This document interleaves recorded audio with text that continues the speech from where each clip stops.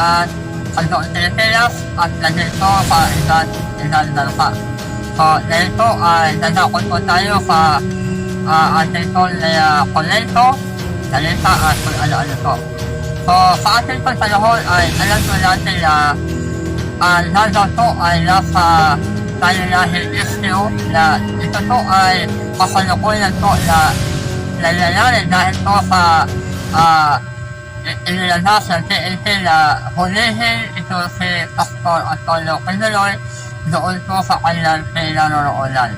At ayon yan po sa ating nakikita na dito sa social media ay natal nila dito si General Torre na ito si Pastor Antonio Quinaloy ay naroon lang po sa kanilang kingdom o department doon po sa Lanao City.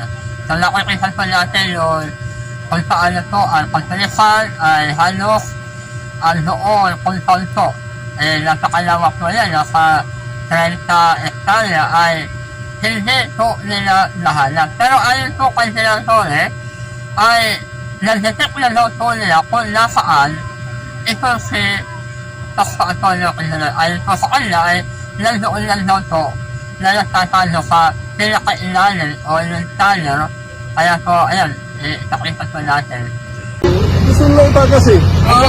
Sir, paano po natin nasabi, sir, na nandyan po talaga? May mga informants kami dyan sa loob. Hindi nga lang namin talaga makikita dahil ang ganda ng kanilang movement sa loob. Ano yung information na itinarating sa inyo, sir? Andyan sa loob. Dito takas ngayong gabi. Pero bakit hindi natin nakita, sir? Nahanapog natin.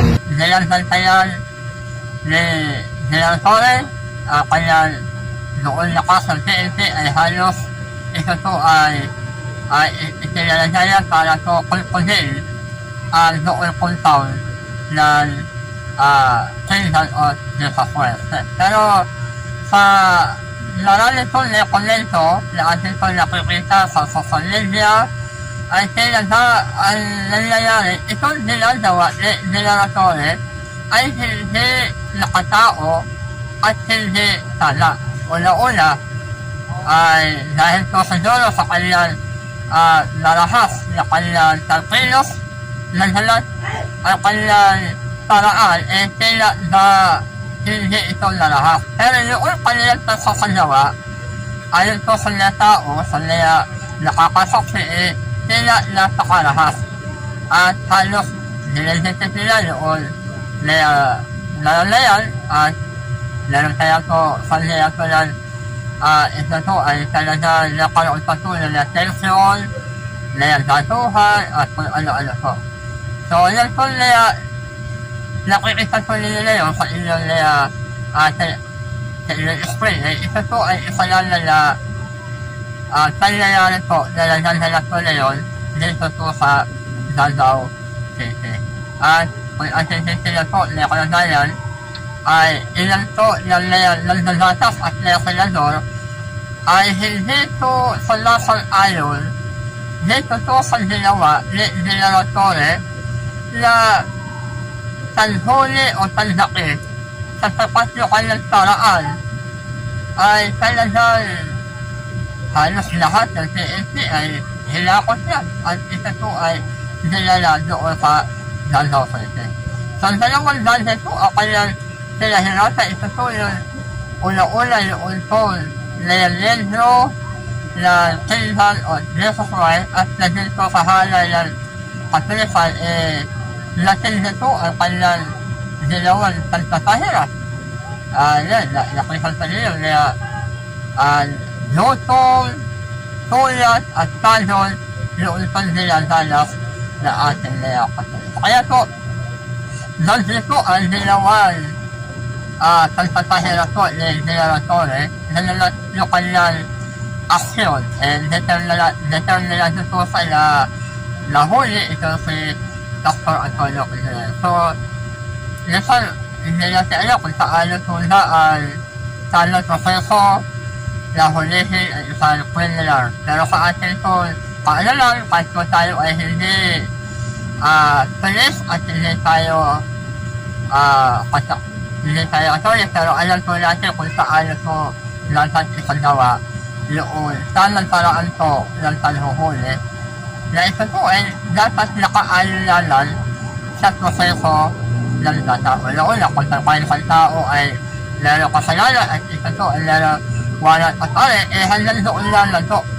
Pero kung ang inisyo ng judge ay ito po ay search warrant, yun po ay obligado na lahat na kasaluk-salukan, ito po ay talagang hahalunin. Pero ito po hinahawakan po ng generatory ayon po sa niya ilan na nagata warrant at arrestalan para kay at pasto at tulog pinaloy at doon po sa apat na akusado na kasalato ni pasto at tulog pinaloy. Kaya po, ayon po kay Haroke, hindi po tama ang ginagawa to ni pastor at ni generatory sa kanya po ginagawang tansakit at pasalakay ko doon sa kultal ni Kinsan o Desare. Una-una, nakikita po natin sa video isang na tao na ito na kanya pinasok yung kultal ni tako sa Diyos. Pero kung ito rin ng TNT ay alaloy para sa ilang criminal na itinatahan nila Allah, na itinatahan nila kung ano-ano, sinahanan ho, nandiyan ang nasasakyan. Ayan, nakikisan po natin.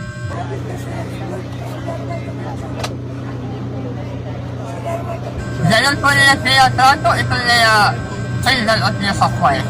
Nasamantalang ang kanilang dapat huli-hilalan ay ito si Pasto at Tony Kinsan at yung atas na ako sa ano.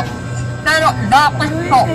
Ayan, tanong po natin sa TNT, bakit po sa tingin na ordinaryong tao, ordinaryong sasakyan, ay hinahalatan po natin na kung ano-ano indensya na naaari kong gawin datayan para ang sinulan na kanilang nakita ay huhulihin ko nila.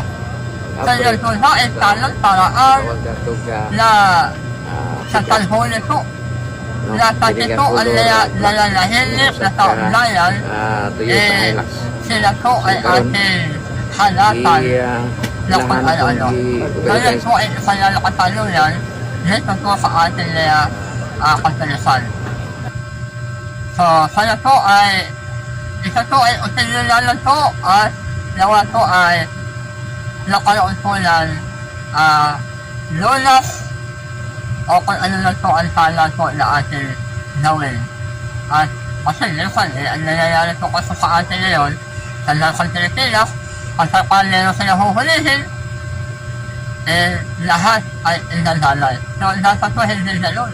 Dapat po kung ano lang po ang huhulihin, yun lang po sana ang ating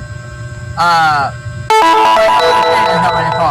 At hindi po natin dapat inadalay yung isa po sa diriyan na wala na lang sa kilalanan dyan po sa kaso ilan. Sana po kami ay nakapalhati sa inyo, nakaunti-kuro-kuro, opinion, at nawa po ay nasalahan na tayo, so yun po sa kasaypaan. At panandito lang po, ito po ay opinion lang para po digital free lang nila ng tawag isa. At kung kayo po ay meron katalo yan, ayan, pwede po kayo kulento, pasasin na yan ulit natin at tayo po ay tutuloy sa ano lang konento po nila.